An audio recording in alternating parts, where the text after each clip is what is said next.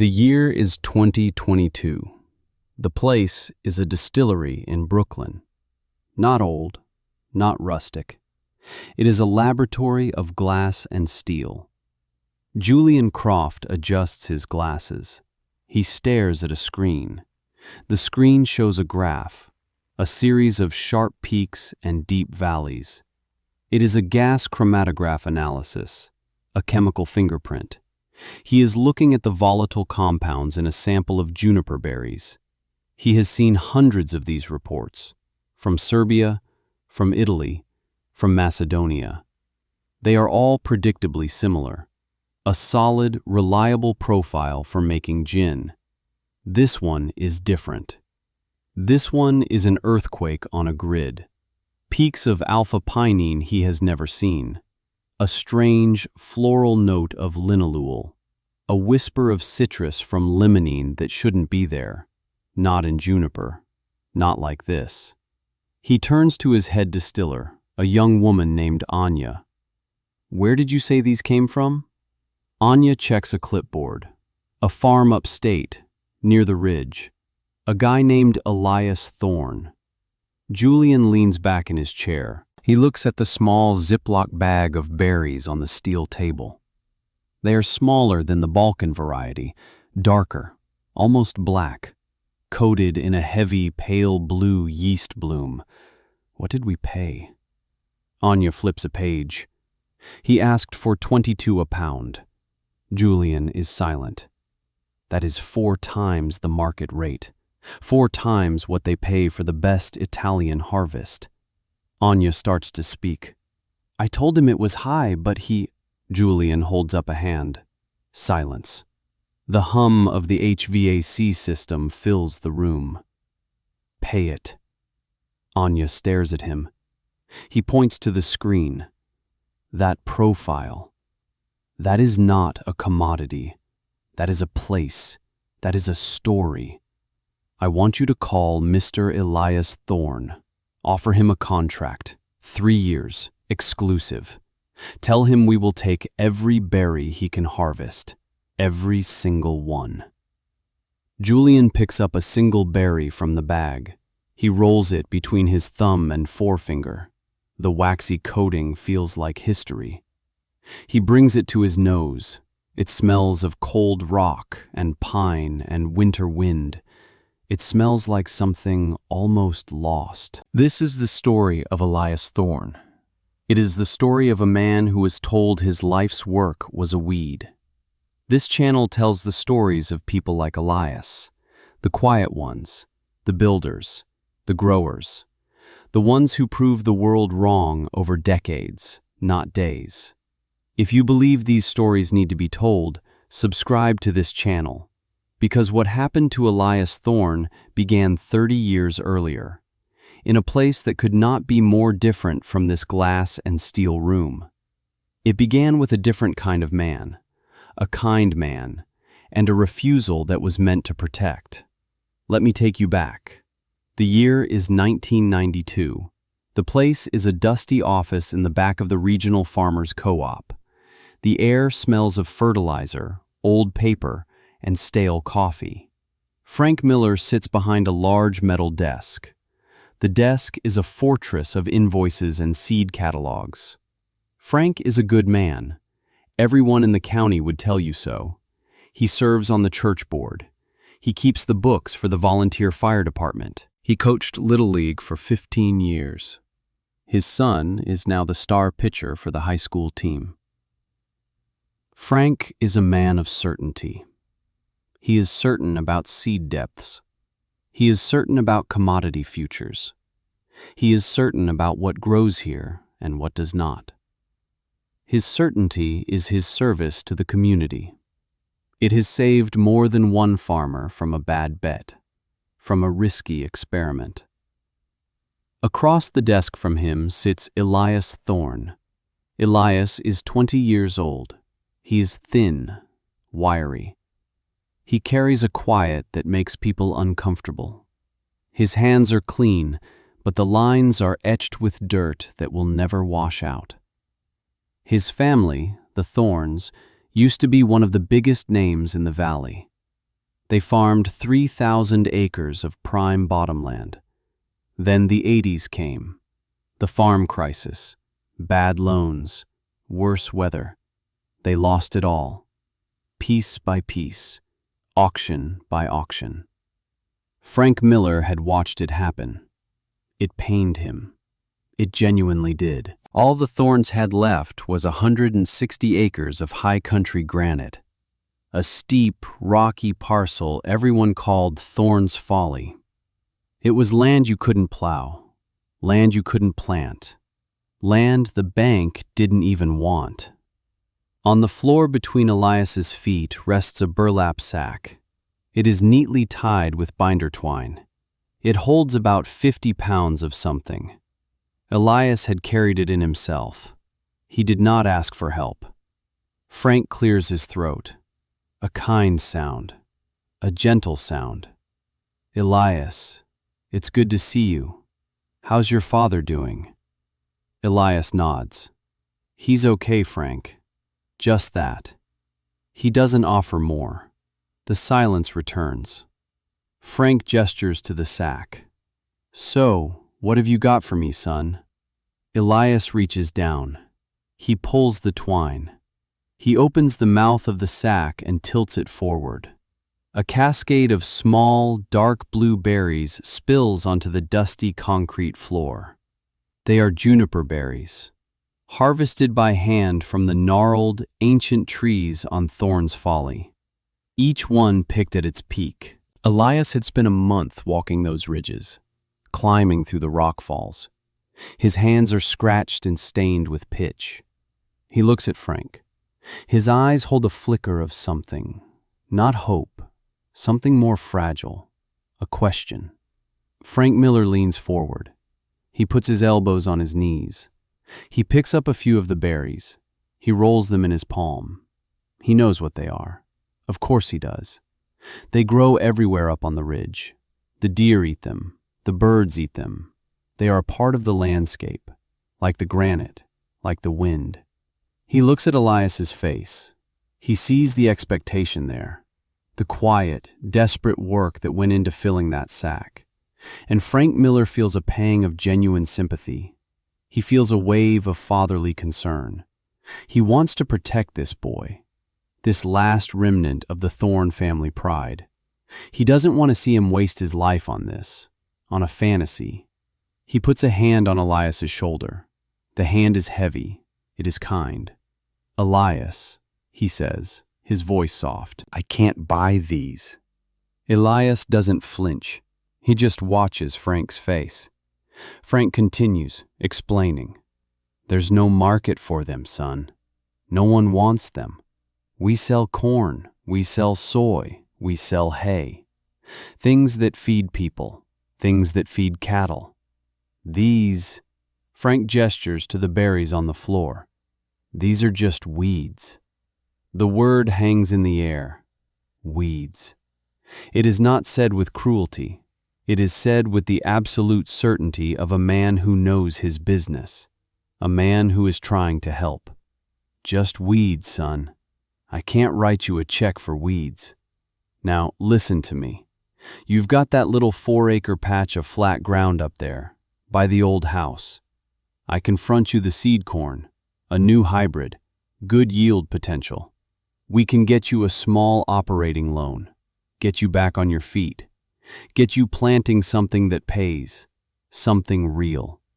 He says the word real with emphasis, as if the berries on the floor are imaginary, a ghost of a crop. Elias looks down at the berries. He sees the weeks of labor, the scratches on his arms, the care he took in drying them on old window screens in the barn. He sees the one thing the mountain gave him, the one thing he thought was his. He looks back at Frank. He doesn't argue. He doesn't raise his voice. He simply says 2 words. I see. Then he stands up. He reaches down for the burlap sack. He doesn't bother to scoop the spilled berries back in. He leaves them on the floor. A small, dark blue stain on the gray concrete. Frank stands up too. Don't be like that, Elias. I'm trying to do you a favor. I'm not going to be the man who encourages you to chase a ghost. Your father would want you to be practical. Elias pauses at the door. He turns. His face is a mask. Thank you for the advice, Frank. He says it with a politeness that is colder than any anger. Then he is gone. Frank Miller stands in his office for a long time. He looks at the berries on the floor. He feels a sense of melancholy, a sense of righteousness. He did the right thing. He saved that boy from himself. He sighs. He walks back to his desk. He has real work to do. He has futures to check.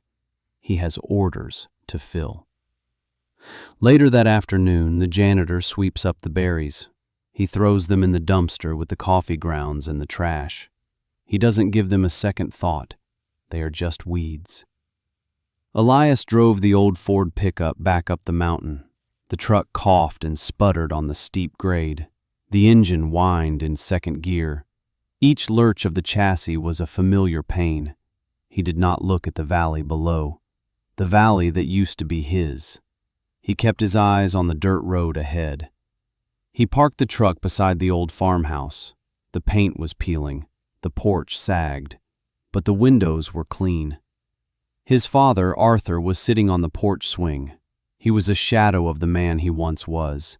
The farm crisis had taken his strength, but it had not taken his eyes. His eyes were still sharp. They missed nothing. He watched Elias get out of the truck. He saw the empty bed of the pickup. He saw the way his son carried himself, the tightness in his shoulders. Elias walked up the steps and sat on the porch rail. He did not speak. Arthur did not ask. They sat in silence for 10 minutes. The only sound was the creak of the swing and the wind in the pines. Finally, Arthur spoke. His voice was a low rasp. He said no. It wasn't a question. It was a statement. Elias nodded, said they were weeds, said there's no market, offered me a loan for seed corn. Arthur stopped the swing with his foot. He looked out at the rocky hillside. The gnarled juniper trees clung to the granite slopes. They were ancient, twisted by wind and time.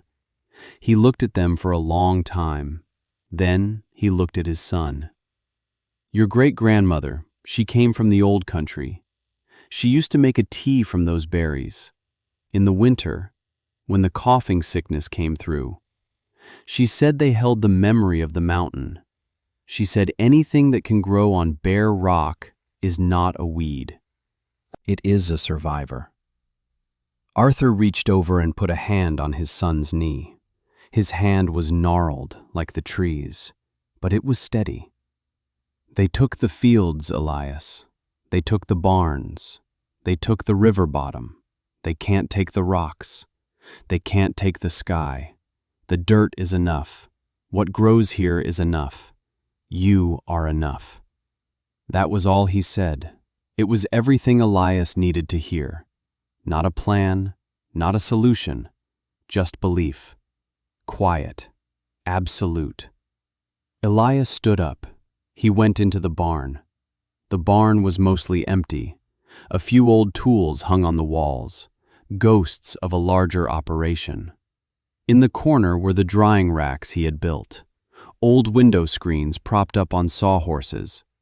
They were covered in a thin layer of juniper berries, another 100 pounds, slowly curing in the dry air. He ran his hand over them. The sound was like soft rain. He felt the smooth, waxy skins.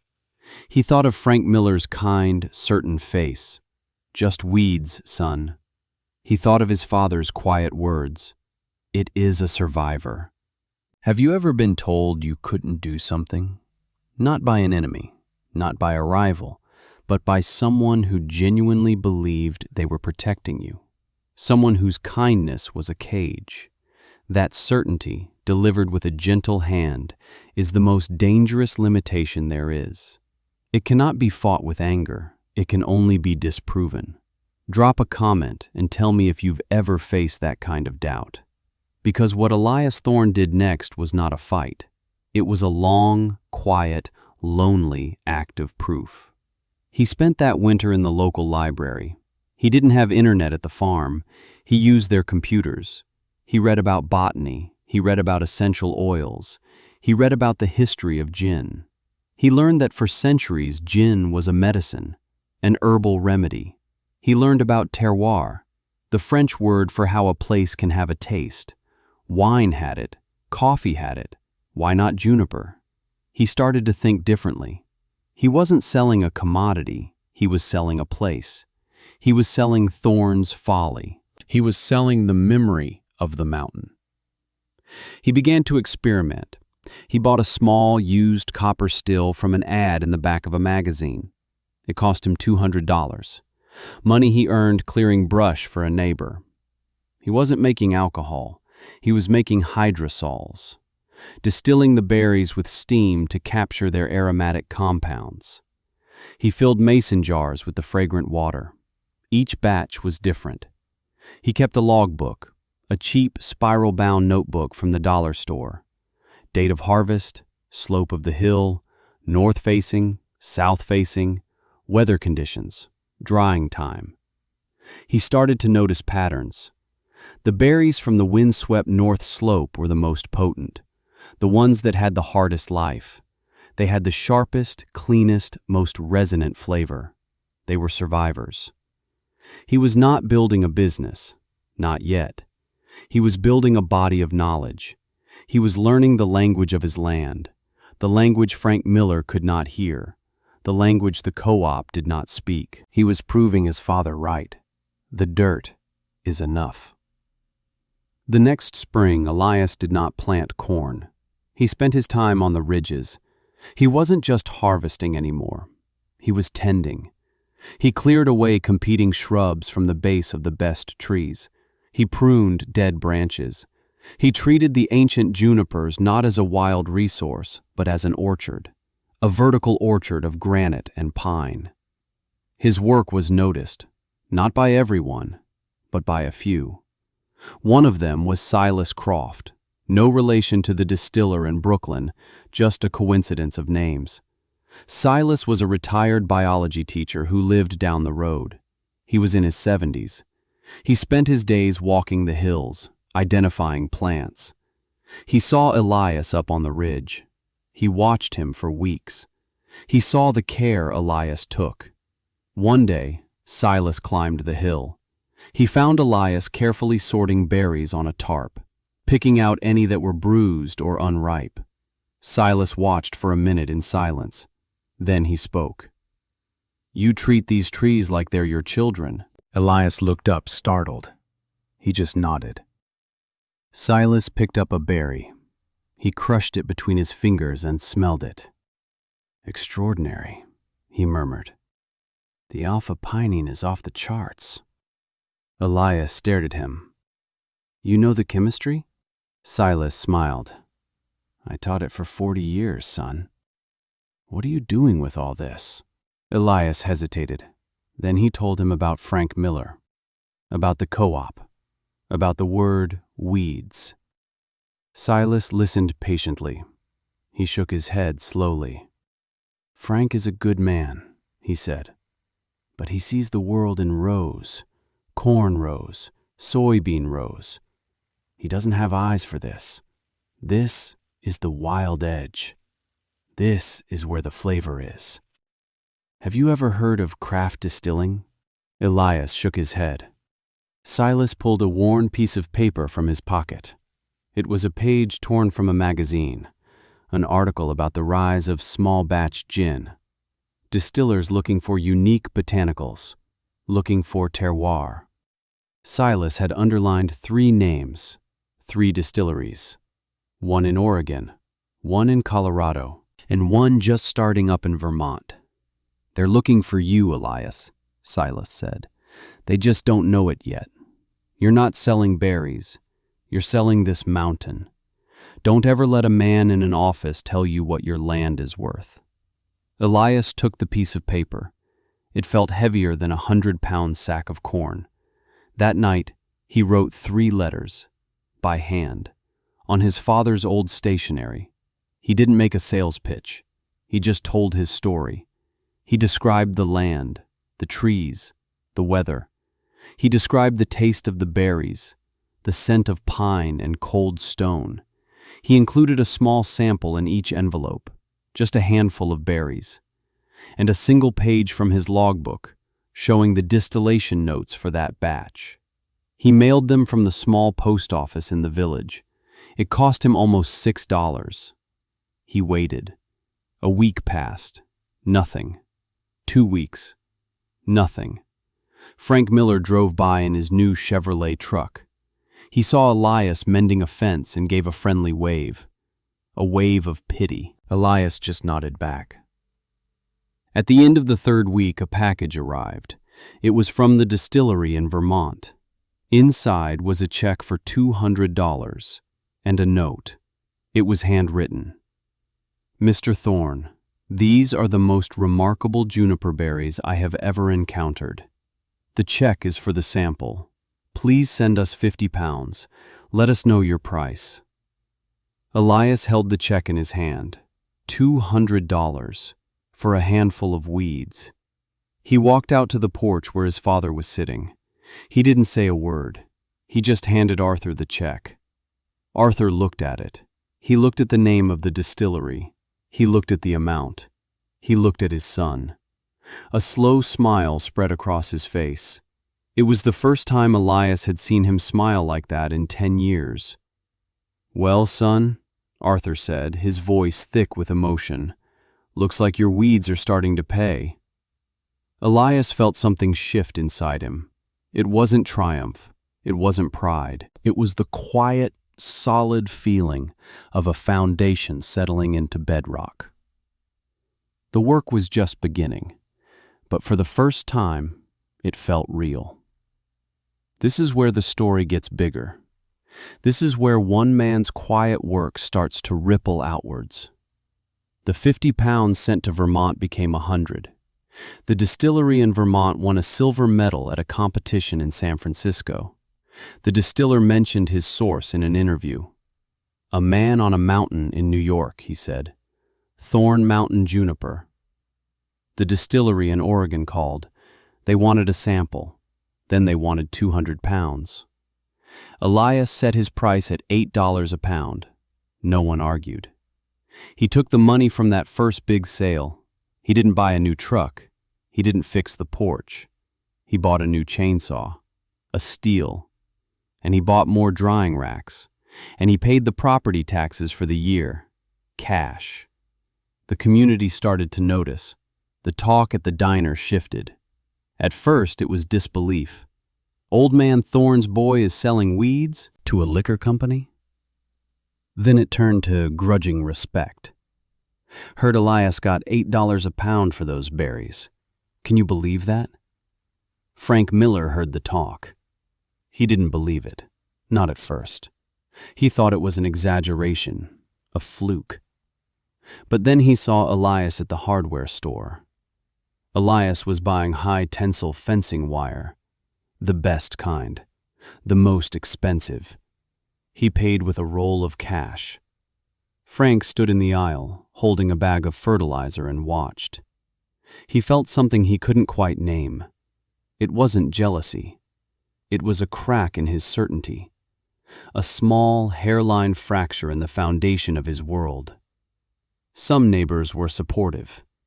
An old farmer named Henderson, whose land bordered Thorne's Folly to the west, stopped Elias on the road one day. "My grandfather used to say those junipers were the mountain's treasury," he said. Glad to see someone finally figured out how to make a withdrawal. Others were skeptical, hostile even. A farmer from the valley cornered Elias at the gas station. "You're gonna bring a bunch of city hipsters up here?" he sneered. "Gonna ruin this place. Selling weeds for booze money? Your father must be real proud." Elias didn't take the bait. He just finished pumping his gas, paid the attendant, and drove away. He didn't have time for arguments. He had orders to fill. The proving was in the work. The proving was in the numbers. Let me tell you about the next 10 years. By 1995, Elias was selling 500 pounds a year. The price was $10 a pound. He hired his first employee, a local teenager named Kevin who was saving for college. Elias didn't just teach him how to harvest, he taught him botany. He taught him about the chemistry of the soil. He paid him $12 an hour, $2 more than any other farm job in the valley. Cash. By 1998, the price was $14 a pound. He was selling to 7 distilleries. He bought his first piece of land back, a 40-acre parcel of wooded hillside that connected his property to the county road. It had been owned by a timber company. They logged it and wanted to get rid of it. Elias paid them their asking price, cash. Frank Miller saw the "sold" sign go up. He checked the county records. He saw the name, Elias Thorne. The crack in his certainty widened. By 2002, the name Thorne Mountain Juniper was a mark of quality in the craft spirits world, a badge of honor. Distillers put it on their labels. Elias was selling over 2,000 pounds a year. The price was $18 a pound. He bought another 80 acres. This piece had a stream. It was a parcel his father had loved. He paid for it in full, cash. He bought a new truck, a 3/4-ton Dodge Ram. He paid for it with a single check, cash. He tore down the old, sagging farmhouse. He built a new one on the same foundation. Simple, strong, with a wide porch facing the mountains. His father, Arthur, sat on the new porch swing and watched the land that was coming back home. His health was failing, but his eyes were clear. "You did it, Elias," he said one evening. "You made them see." Elias just nodded. The work wasn't done. By 2005, he was no longer just selling berries. He was selling knowledge.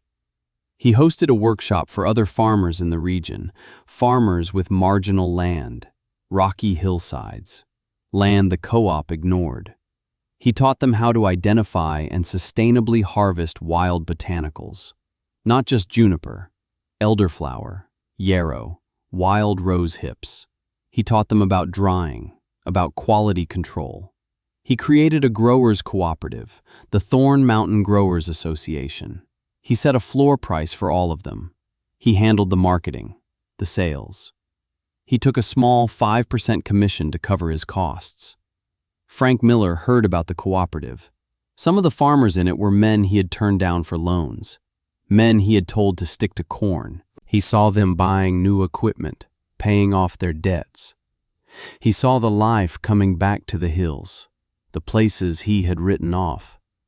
And the certainty that had been his shield for 30 years, it crumbled into dust. He started to avoid the diner. He started to take the long way home from work. He did not want to see the new fences, the new barns, the quiet, undeniable proof of his mistake.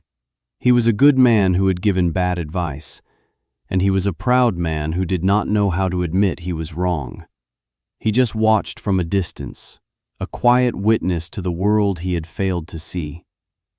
The year is 2012. A decade has passed since Elias formed the cooperative. It now has 20 member farms. They collectively manage 10,000 acres of marginal land. They sell over 100,000 pounds of botanicals a year to distilleries all over the world. Elias Thorne is no longer just a farmer. He is an industry. A quiet, unassuming one, but an industry nonetheless. His father, Arthur, passed away in 2008. He was buried in a small cemetery on the land he got back. His headstone is a simple piece of field granite. It reads, "Arthur Thorne, the dirt is enough." Elias is now 40 years old. The quiet is still there, but it is different now. It is not the quiet of a wounded boy. It is the quiet of a mountain, solid, unmovable. And then came the blight. It started in the Balkans, a fungus, Phytophthora austrocedri. It devastated the common juniper, Juniperus communis, the source for 90% of the world's gin. Yields collapsed. Panic hit the market. The price of juniper futures skyrocketed. Large corporations, the ones who made the gins you see in every bar, were desperate. Their supply chains were broken. Frank Miller, now in his late 60s and nearing retirement, found himself in an impossible position. The regional co-op was part of a larger national network. That network had contracts to supply bulk juniper to one of the big liquor conglomerates. Contracts they could no longer fill. The penalties for default were catastrophic. Frank spent a week on the phone, calling every supplier he knew. The answer was always the same. There's none to be had. The market is wiped out. One afternoon, his assistant, a young man fresh out of ag school, came into his office. He held a printout from a trade magazine. "What about these guys?" he asked. "The Thorn Mountain Growers Association. It says here they cultivate a different species, Juniperus virginiana. It's naturally resistant to the blight." Frank looked at the name, Thorn. It felt like a ghost had walked into the room. He had spent 20 years trying not to think about Elias Thorn, trying not to see the evidence of his own failure. And now, his career, his reputation, the very survival of his co-op depended on that name. The young assistant was still talking. "Their quality is supposed to be legendary. They get crazy prices for it. Maybe we could buy some from them?" Frank didn't answer. He just stared at the name on the page. He knew what he had to do. That afternoon, he closed the office early. He got in his truck. The same Chevrolet, but older now, rust showing on the fenders. He drove out of town. He took the road up the mountain, the road he had avoided for 2 decades. It was different now.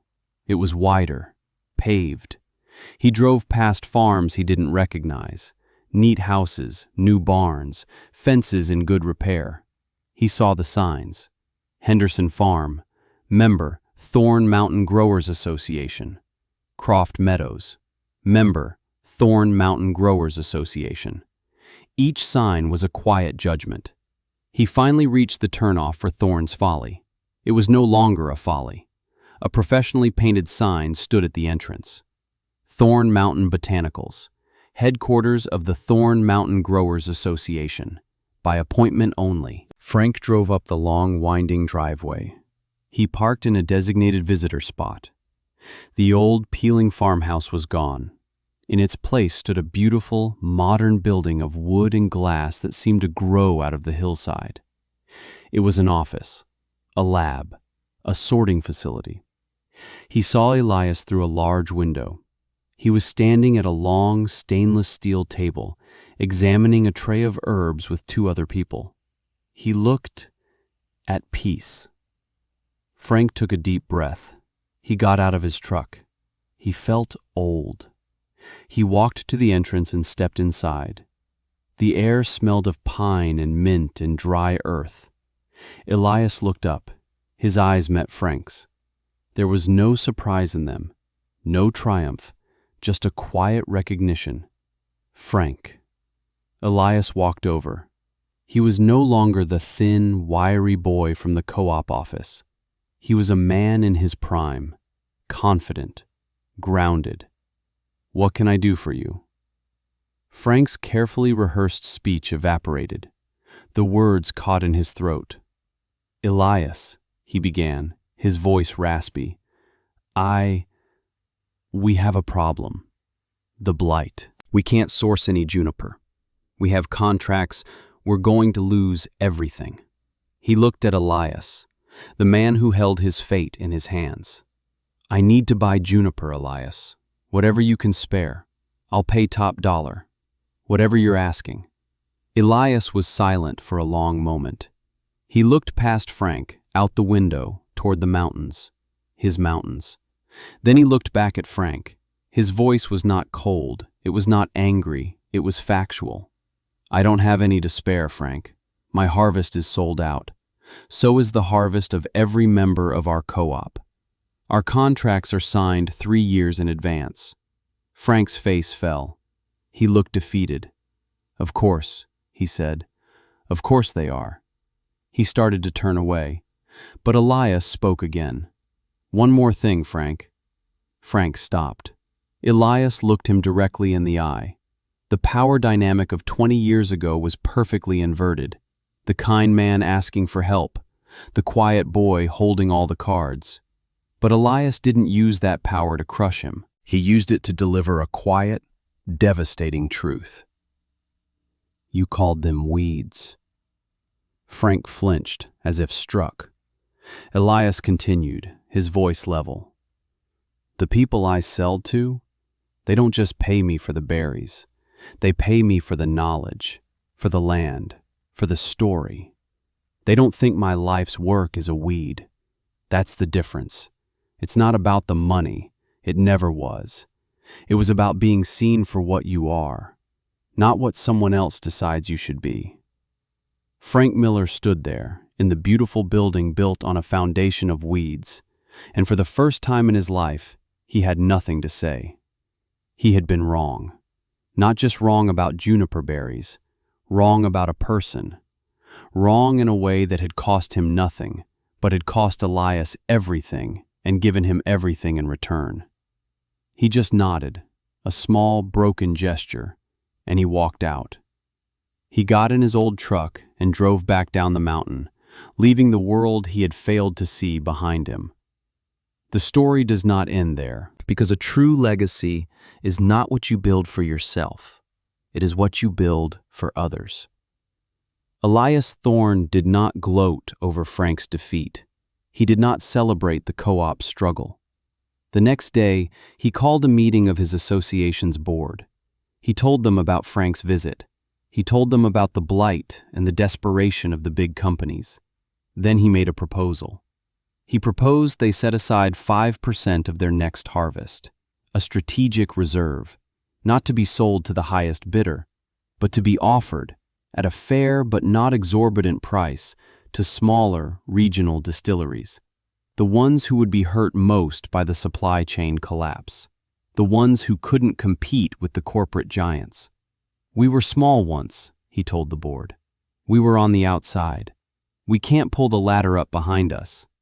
The board agreed, unanimously. The Thorne Mountain Growers Association became a stabilizing force in the industry, a force for quality, for fairness.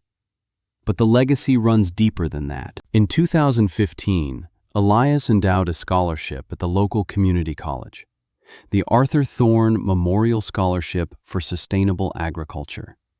It is given each year to a student from the region who wants to study botany, soil science, or ecological farming.